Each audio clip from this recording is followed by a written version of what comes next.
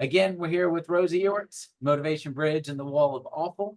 If y'all have any questions, please feel free to put them in the chat, and both Rosie and I will do our best to field those as we get them. Okay, Rosie, on to you. All right, awesome. All right, well, good afternoon, everyone. I heard we've been having a lot of tech troubles today, so hopefully we fare better this afternoon. We appreciate y'all sticking around, getting into the late afternoon sessions. So a little bit about me first. I graduated in 2018 from LSU with my bachelor's in sport administration, and I'm about to finish what is a long overdue graduation on my master's in counseling, also at LSU. For the past 27 years, I've had ADHD, but I was only diagnosed in 2022. So that's part of what has really inspired a lot of my curiosity with the subject and how to better support students with ADHD, not only because it can be a challenging case of how to implement good strategies for those students, but also because I kind of need some of those strategies for myself. So I will happily seek all of those ideas and test them out on my own life and responsibilities as well. And like Brad said, tutorial coordinator with the Cox Communications Academic Center for Student Athletes and learning specialist for women's basketball, soccer, and softball. And I'm also a dog mom of 2. So hopefully they behave this afternoon, but if you hear any barking, it's just them. All right, so I kind of mentioned why I wanted to do so much research into ADHD, and really the purpose of this presentation is really just to give names to a lot of behaviors and more familiar language to discuss some of the challenges that happen with ADHD. So we will hopefully by the end of this session be able to define some of the common terminology related to ADHD behaviors and mental processes, be able to talk about what the day-to-day struggles of a student with ADHD look like in a language that's more relatable so that students with ADHD can feel more validated in their experiences. And hopefully you'll be able to walk away with some strategies for students with ADHD to overcome motivation and task initiation troubles, as well as identifying which ones might work based on which challenge you may be facing with a particular student. So we'll start off with a little bit of a familiarity check, going over some terminology, though not an exhaustive list because that would have us here for hours. We'll talk a little bit about what the research says, and then a little spice of ADHD advice column before we move into Motivation Bridge and the Wall of Awful. Now, I'll be transparent that these ideas are not my own, but I'm a huge fan of metaphors, and they really help communicate a process that might be more abstract and more difficult to understand, especially when it's something within our brain that's really hard to get a concrete view of. So just to start, I wanted to outline the basic definition of ADHD according to the DSM, which is the diagnostic manual that every practitioner who's certified uses to go about diagnosing ADHD. So they define it as a persistent pattern of inattention and or hyperactivity impulsivity that interferes with functioning or development. So there are 3 types of ADHD. One is inattentive, so you really only see some of the inattentive tendencies. The other is hyperactive and impulsive, so more of the physical movement, impulse control behaviors. And then you've got your combined types, which get a little sprinkle of both. That would be me. So I wanted to get some engagement and get a gauge for y'all. So I think we'll be using the chat for this one because I don't think we've got numbers as part of our reactions on Zoom. But I'd love to know on a 5-star scale, 1 being I have no clue, I'm lost in the sauce, and 5 being very familiar, how would you rate your familiarity with ADHD? Where would you put yourself?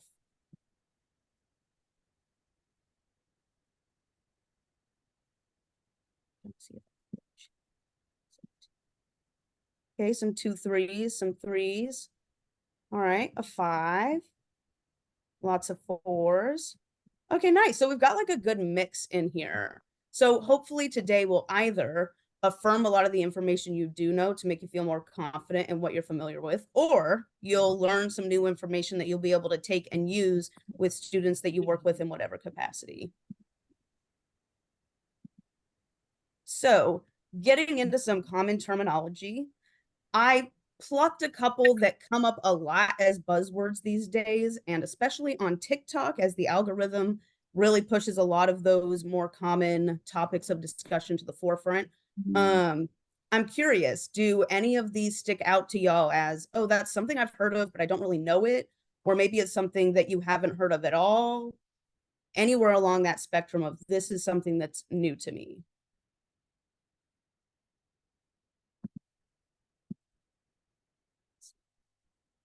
The chat.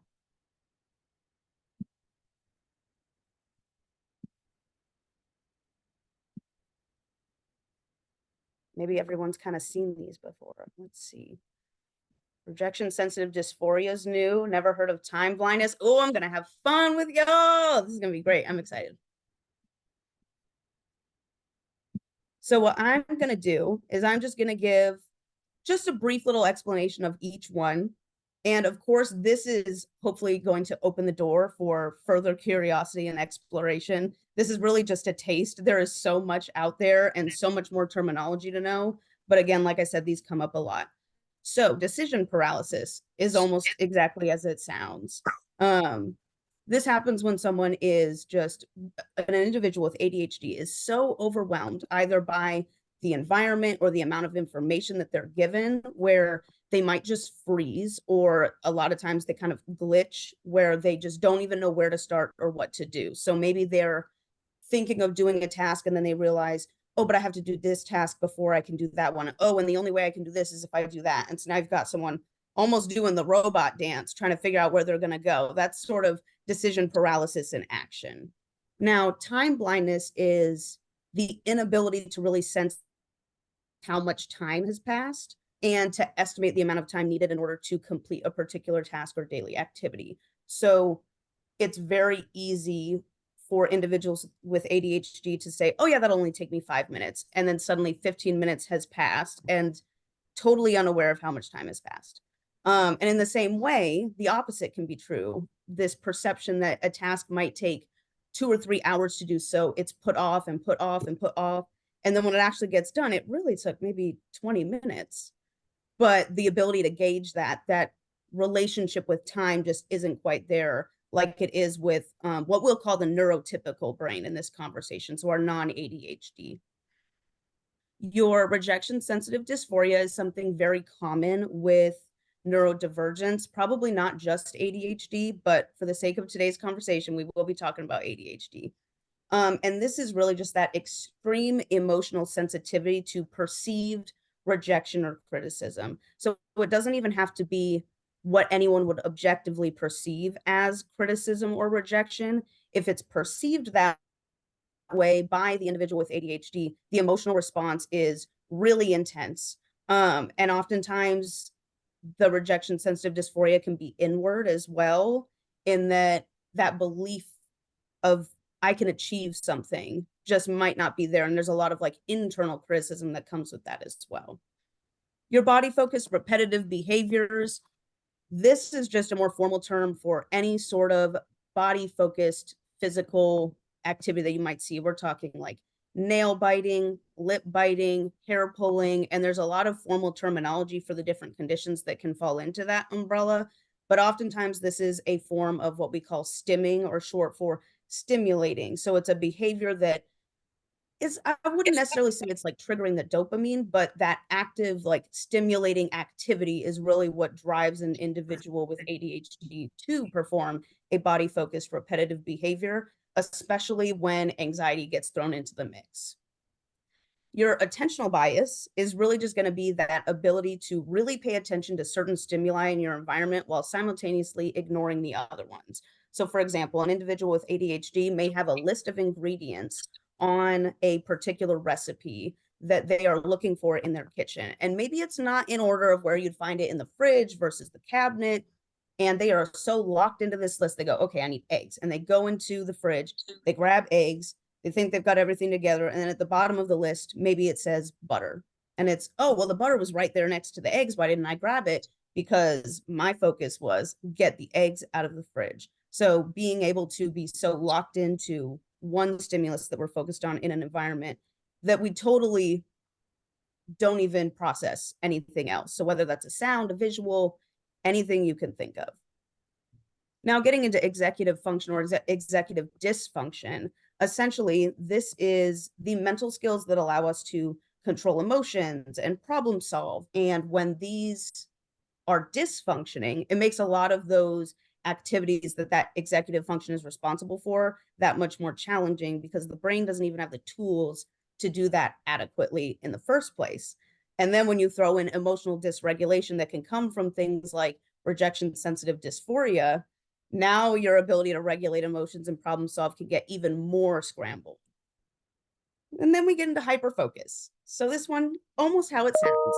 This is the ability to become so locked in to a particular activity or topic that hours could go by. And again, this kind of taps into your time blindness, because you're just so committed to whatever that might be. So you might be so interested in a book that might be 400 or 500 pages long, and then, wow, the whole day has gone by and I read the whole book in one day, because we're so hyper focused on that particular activity that we could just go for hours. Now, impulsivity gets into activities where there's little to no thought for the consequences. Or, for example, we could be talking about just reacting rapidly without considering what the result might be. A lot of times the assessments for this might look like something along the lines of, okay, there's going to be a screen and there are going to be letters that flash across that screen periodically. All you have to do is push the space bar as quickly as you can after you see the letter X, and only the letter X. And so, trying to be fast and accurate, that impulsivity might trigger an ADHD individual to hit the space bar as soon as they see a letter, without even totally factoring in that the letter isn't the letter X, it was actually the letter J. So that ability to restrain and control the behavior before it actually comes out. Now, your working memory is the memory that allows you to temporarily store information. For example, you could be in the office and maybe somebody gives you an email address and you don't have anywhere to write it down. And so you've got this little pocket in your brain where you're able to keep that information just long enough to get back to your desk and write it down. Now, with individuals with ADHD, working memory is hardly working. It's not really working hard. So being able to remember things for a short period of time is extremely challenging. And I have personal experience with Brad back when I first started here, where I might go to his desk 10 steps away and ask how I should respond to an email, and he would give me a wonderful response. And I'd say, okay, great. And I'd take those 10 steps back to my desk, and about 5 seconds later, I'd go, hey, Brad, you think run that by me one more time? Just couldn't stick that long, couldn't stick.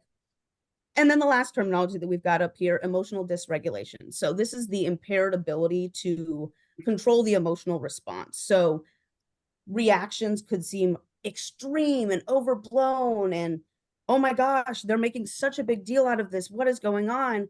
And it's that emotional dysregulation that just, as soon as we're out of that homeostasis of balanced emotions as ADHD individuals, it's really hard to find that regulated state again. So it's easy to find ourselves, and by ourselves, I mean individuals with ADHD, deviating from where our emotions are comfortable. And then the challenge is getting back. Okay, so I happened to stumble upon this while I was finishing up my presentation. There was a tweet that came out where someone asked, what's the most unhelpful piece of advice you've been given for your struggles related to ADHD? And there were so many that I narrowed it down as much as I could. I thought these were very telling. I'd love to breeze through these and just have us reflect on, maybe have we ever given this advice to someone with ADHD? It's okay to be guilty. There is no problem with being guilty, because this is the opportunity to go, oh, wow, maybe that approach wasn't doing it for this student. And maybe today's the day where I can find a different one. But some of these that stuck out to me, try to get into a routine. Anything that follows just make a list, just set an alarm, just leave or get up earlier. Try to get your priorities straight. You just need to try harder. And now think about how some of these pieces of advice may be received by an ADHD individual who may struggle with perceived rejection or criticism, may struggle with really critical internal dialogues toward themselves. Might not be the most helpful. I really like the one that says, just make it a habit. Bruh, I have chronic can't form habits disease. A bit of a quirky way of talking about ADHD. Now, if any of you have maybe given these suggestions to a student that you might realize, oh, they have ADHD, that's okay. Mistakes happen. We didn't know that that might not work. And we're going to learn a little bit today about why those might not be the most effective for ADHD brains. So, what does the research say? In short, ADHD brains are physically different than neurotypical brains, and studies have proven it. The areas of the brain that are connected for a neurotypical brain are not always connected for ADHD brains, and ADHD brains have more connections between parts of the brain than a brain without ADHD. So the easiest way to think about this, and yes, you're going to learn a lot of metaphors today, is one brain travels as a crow flies, and one brain is stuck on the road. So we've also got this lovely little crow comic here. But these driving directions are completely worthless. Wouldn't it be considerably shorter if they just provided us with a route to our destination for the way we travel? And I felt like that was a really good way of putting humor on top of the fact that ADHD brains really are different, and they do need a different approach to prioritizing and getting tasks done and getting motivated than a typical brain would. But it's not easy to see that, because if every human looks different, no one can see how our brain looks. And even seeing two brains, if we didn't know how to read a brain scan, could we even tell how different they are? So we didn't know because we didn't see it, but now we know that there's some people who think as a crow flies and some people who think on the road. Now, there was a different study that I looked at. They had 641 first-year college students, and they were assessing them when it came to the relationship between ADHD and motivation and achievement under the lens of the achievement goal theory and the expectancy value cost model. I decided to put the terminology and definitions up here just because I felt like going into each one point by point would eat up a lot of time when I want to get to the really good metaphors of this presentation.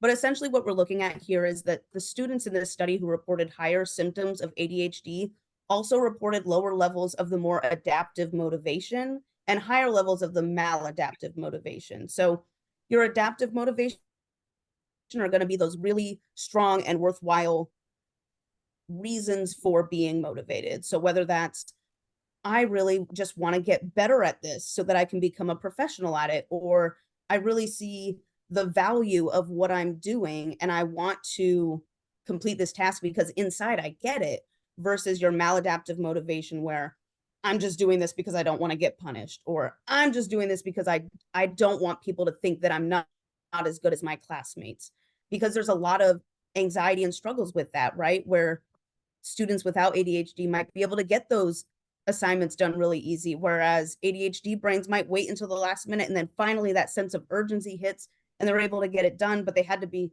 stressed out and anxious the whole entire time to get there. So I thought that was really interesting just to see that if we notice higher symptoms of ADHD, there's a good likelihood that those maladaptive motivations are going to be what pushes students, but there's a way that we can help them fix that. So the first thing I want to introduce, and again, not my metaphors, but I had to share these, is the motivation bridge. So I'm just going to let the video speak for itself.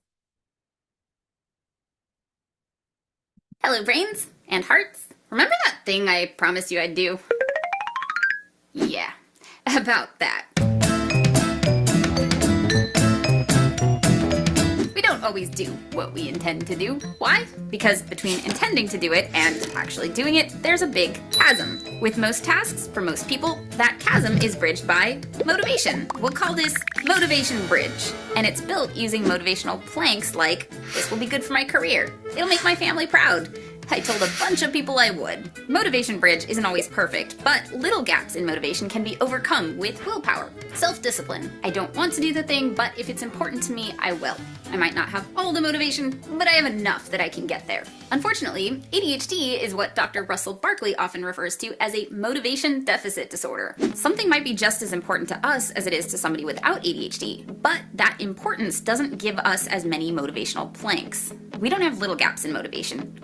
Half the bridge is missing, which means we might want to cross that chasm and do the thing. We might put a ton of effort into trying to. We just can't. This can be really confusing and frustrating for people who can't see all the missing planks and don't understand why we don't just cross the bridge and do the thing. They can get over their gaps. Why can't we get over ours? We must not care.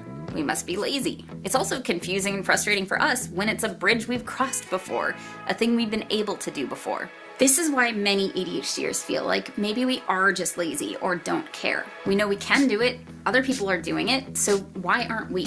Because it's not about that. The times that we or other people can do the thing, it's because there are more planks. So if we want to get something done and we're having trouble doing it, or if we want to support an ADHD brain we love, what do?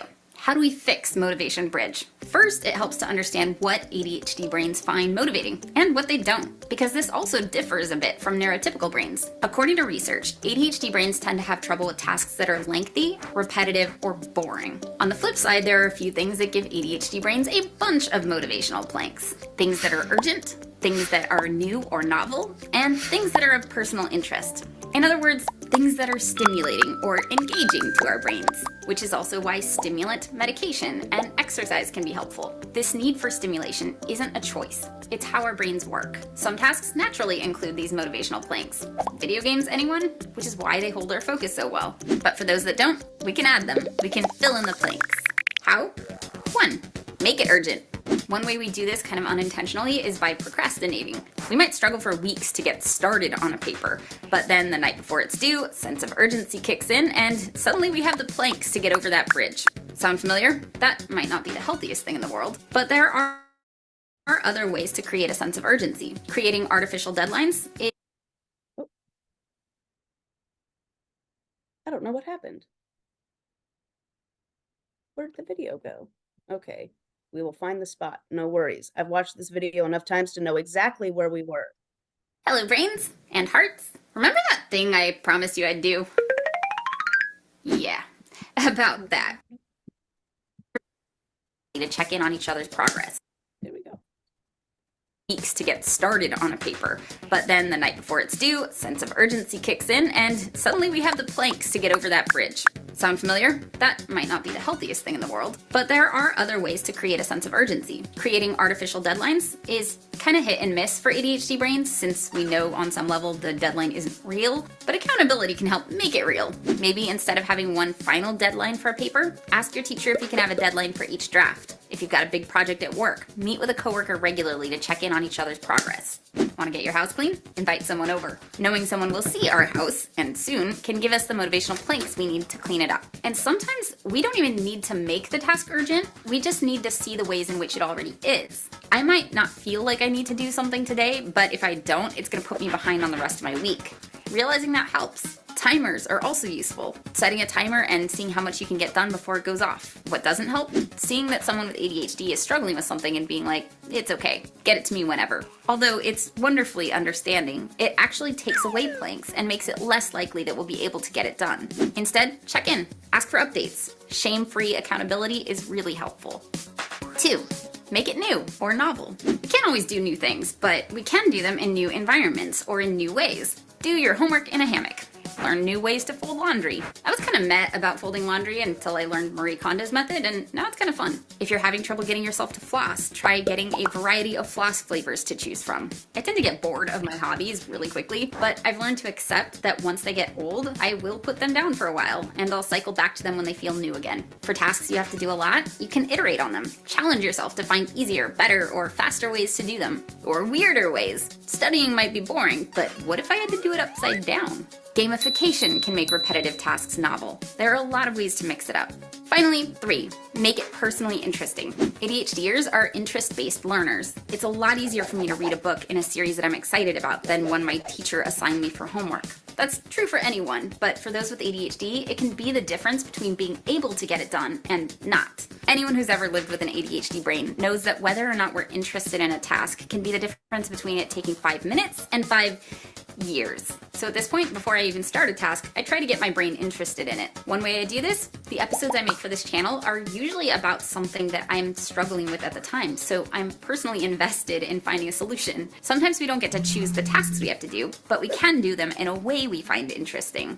Even for things we have to do in a certain way, it's usually possible to find something about it that's of personal interest. Whatever you do, try not to make a task you need to get done compete with one that's more interesting. Even if we can't find anything else interesting about a task, we can add rewards that are interesting. Rewards can be especially motivating for ADHD brains, but keep in mind, we experience time differently. Long-term rewards are often too far away to be effective. This is why the immediate feedback of sticker charts, raffle tickets, or even a quick verbal acknowledgement is great.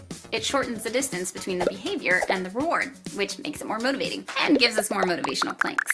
All these things, making it urgent, making it new or novel, and making it personally interesting, can give us more planks to help us get over motivation bridge. Do we need to have all the planks in place before we start? No, of course not. And jumping over the little gaps can make us stronger. But if your bridge looks like this, don't waste energy trying to jump that gap, or telling yourself or someone you love how important it is that they get it done.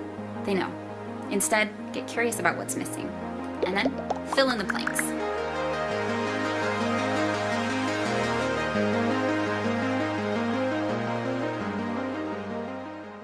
Thank you to my brain board and all my Patreon brains for giving. Okay, so I really just wanted to let it speak for itself because that video, I think, needs no additional explanation. But to summarize a lot of the points, how do we fill in the planks that are missing from these motivation bridges for our students with ADHD? Well, the overall theme is to be curious about what is missing rather than critical about what is missing. And how can we pin down what's missing? Well, this is what I like to call the shoe shopping of student strategies.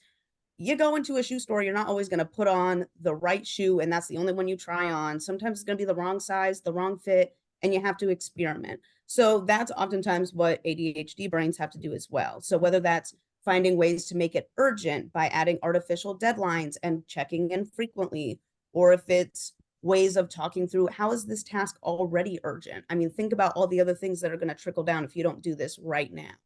And then timers, including visual timers. And now I'm already thinking to myself about how maybe the placement of the visual timer I have in my office could better benefit the time that I spend with my students who have ADHD. And maybe I can't make it urgent, but maybe I can make it new or novel somehow. So whether that's doing a particular activity with the student in a place we don't usually do it in the building, or encouraging the student to find a different environment to do their schoolwork in. Maybe it's game-based learning where we're finding ways to gamify information that wouldn't otherwise be very interesting for that student.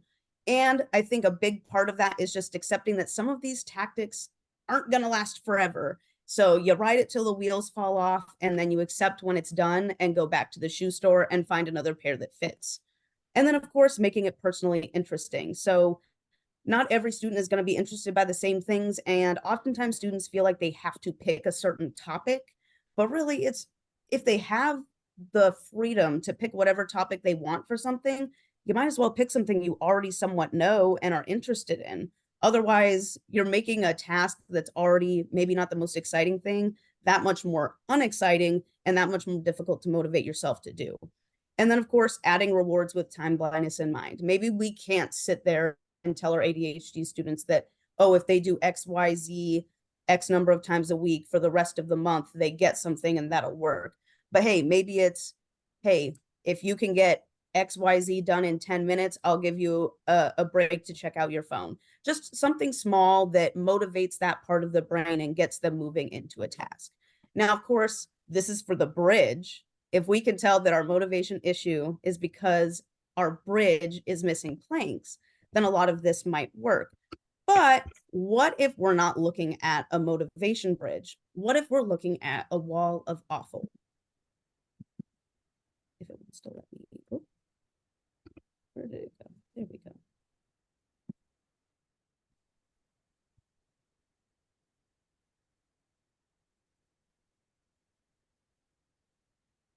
Hello, brains! Who here has had a really hard time with something that should be really easy? Yeah, apparently there's a reason for that. I met Brendan Mahan at the International Conference on ADHD last year, and he had the best explanation for why simple things can be so difficult that I have ever heard. And it's a metaphor. I really like metaphors. He explained it like this. When we do a simple task, like, say, make a phone call, we're not just dealing with that task. We're also dealing with the wall of awful in front of it. We can't see this wall because it's not a physical barrier. It's an emotional one, but it's just as real and it's just as in our way. How does this wall of awful get built? According to Brendan, failure. Every time we fail at a task, we get a failure brick. And with that failure brick comes the disappointment brick. But we don't usually only disappoint ourselves when we fail, we disappoint others around us too. So for everyone we disappoint, or even think we've disappointed, we get an extra disappointment brick. If that disappointment results in rejection, we get a rejection brick. If we're worried that disappointment will result in rejection, we get a rejection brick. And a worry brick. Eventually, all these different bricks pile up to become a significant emotional barrier to doing that task again. A wall of awful. Everyone has a wall of awful. In fact, we all have a bunch of them. But those of us with ADHD tend to have extra, and they also tend to be bigger. Kind of like the one I have around this past due parking ticket. Thankfully, Brendan's here to tell us what to do about these walls. Hi, what do I do about this wall? That's a big wall. Yeah, I'm proud of it. It took me a long time to build. Okay, so we need to get to the other side of it to do the thing. Or I could just not do it. No, doing it is a good plan.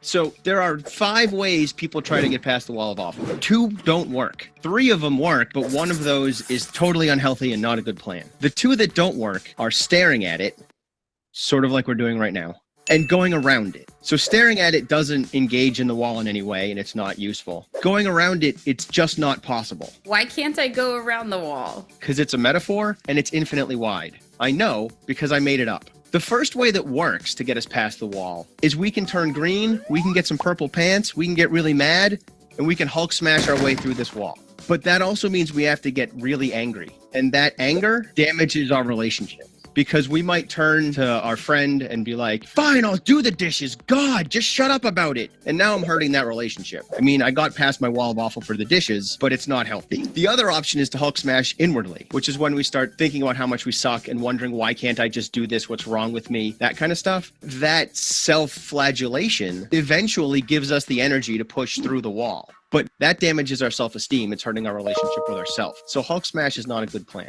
By the way, Hulk smash, going around and staring at it is the body's stress response. It's fight, flight, and freeze. Oh. So those are sort of our least skilled approaches to the wall of awful. And they're also the ones that are the most sort of instinctive. We can get past the wall in healthier ways. So how do we deal with this wall then in a healthy way? One of the ways to deal with it is to climb it. And that looks like staring at it to the outside observer. Because often when we're climbing our walls, what we're really doing is a whole lot of emotional work that takes place inside of us. So we're sitting with the dread and we're talking to ourselves in our head. I can do this. Like, I need to just start this. So it's like gearing up to do the thing. Yeah, that's a good way to think about it. And sometimes we're just waiting for that energy to come back, right? Sometimes we're mentally exhausted and we need a little bit of time to recharge. How can you tell if someone is staring at the wall or climbing the wall? Often we can't. You have to ask. But sometimes if we pay close enough attention, we can tell. And a good example of that is a kid who takes 20 minutes to get their binders out of their backpack. The kid is taking forever to get their binders out. The parent goes over, grabs the binder, puts it on the table, flips it open, and is like, there you go, do your homework. And typically what happens then is the kid snaps and they either start yelling at mom or dad, or the hood goes up and they start beating themselves up and they shut down. The kid was climbing their wall.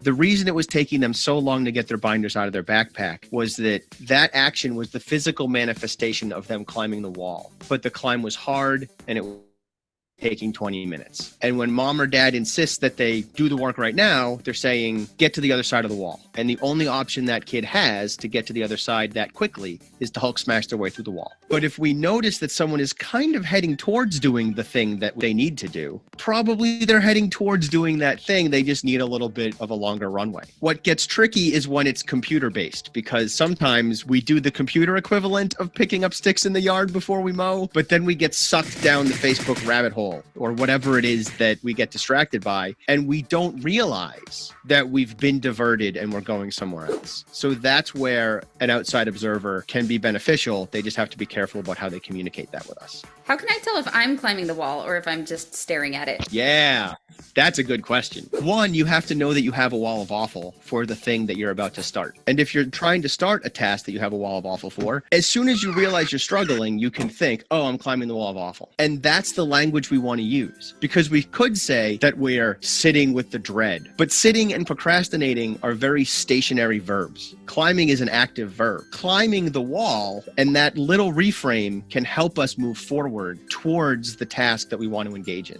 You are doing work even though it looks like you're not. It's just emotional work. You're climbing the wall. That's it. Okay, so there are more videos about the wall of awful, and I definitely encourage y'all to look at them. They're all extremely amazing. Yeah, I'd love to send the slides. Sorry, I definitely saw the chat just now. And again, just a summary for the wall of awful. This one is a little bit trickier. It's more of the long-term internal work compared to the motivation bridge, where we can kind of exchange planks and see what actually fits that spot to get that motivation going. And so looking at how we can climb our wall of awful, they did say there were 5 options, and several of them really hit on that fight or flight response, right? So our most ineffective, we freeze, we stare at it, we don't get anything done, we're just there. That's our freeze. We go around it, which we can't, because this is a metaphorical wall that isn't real, and it just goes on forever and ever because there's no actual way around it. So we're flight, right? We're trying to avoid it. Then there's the ones that work, but they're probably not the best ones to use, and that's your anger, your fight responses. So whether that's outward, like they said, saying, fine, I'll do the dishes, or whether it's the inward, where we attack ourselves long enough that an ADHD brain can't sit with that anymore, and they finally get up and they do something. Or the one that may take the most work and that isn't as instinctual because it's a skill we need to build is climbing it. So part of that is helping ADHD brains and students with ADHD brains realize that they have one, when they have it, and how they can notice when they have it. And reframing that language is part of the biggest part. A lot of this comes down to cognitive behavioral therapy. If we're being honest, when it comes to the wall of awful, we're trying to reframe the dialogue from the inside out. So going from, I'm just sitting in dread, oh, I'm just stuck here, right? That's very stagnant language, very static. We want dynamic, we want growth mindset language instead of, no, we want not yet. So helping reframe that language for that student and saying, like, I don't think you're stuck. You're probably just climbing your wall of awful right now, right? And teaching them to change the dialogue that's going on in their heads to help them feel that motivation and get that charge. And part of that is making space for that. It is so not easy to make space in such a high-paced environment, specifically with higher education, but this could go for any particular circumstance when the environment is very fast-paced and there needs to be a bit of a holding period where there's a recharge and then the motivation comes out of the gate. It can be hard to make space for that, but that is really how students can climb the wall of awful. So it's more challenging work, but it's absolutely more rewarding. And that can really tie into the study we discussed earlier about how those high ADHD symptoms bring us to the more maladaptive motivating behaviors. But if we're intentional about reframing and we're intentional about keeping that growth mindset, we can combat those statistics, and we can make students that struggle with their ADHD symptoms more motivated and more able to initiate their tasks. So I know we're kind of getting down to the end of it. There's more videos online. I encourage all of you to look into them if any of this piqued your interest. They are so interesting, and they do a really good job of creating a visual language with which to talk about the more abstract processes that go into an ADHD brain. So at a glance, we really just tackled that there is so much to learn and understand about ADHD for those with it and those without it. So not only the neurotypical brains in this audience right now, but even the neurodivergent ones, even the ones with ADHD. I mean, I had ADHD and still do, 27 years and counting. And it took until I graduated with my bachelor's degree to really get a diagnosis, look into strategies, and try something new. So everybody can learn from looking into ADHD, whether that's to help themselves or to help the person they know with ADHD. And of course, we learned ADHD brains are physically different and function differently. So they can't take the same approaches that a neurotypical brain can for the same particular challenge. So we got to figure out, is it a motivation bridge that's getting in our way? And if it is, we got to fill the blanks by either making it urgent, making it new, or making it interesting. And if it's the wall of awful, we need to make sure that we're building that awareness and shifting the internal dialogue that's happening whenever we come across those wall of awful moments. And then, of course, looking ahead, every student with ADHD becomes a professional with ADHD.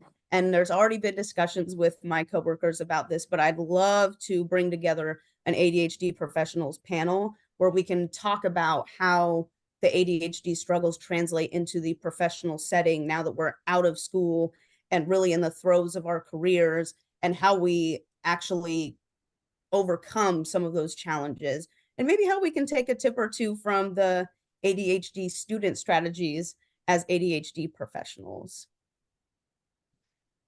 And of course, my references at the end here. But now we've got some time for questions. And I know Brad said there's a feedback survey to put up on the screen. So I'm going to stop screen sharing so that Brad can have the opportunity to get that up there for y'all.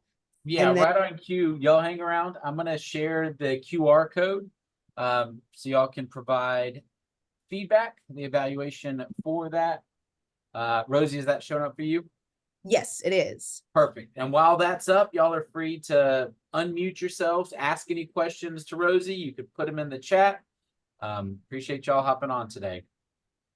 Yes. And what I'll do is I'm going to drop my email address in the chat. Perfect. We just have the same brain right now because I knew it was on that last slide and it happened in a flash. But that's my email. If you're interested in getting the slides from this presentation, you can always reach out. And I see that someone dropped the link for the YouTube channel. Definitely save that as like a bookmark somewhere. I obviously got into one of my little hyper focus moments and went down a rabbit hole with that channel, but a lot of really good information on there.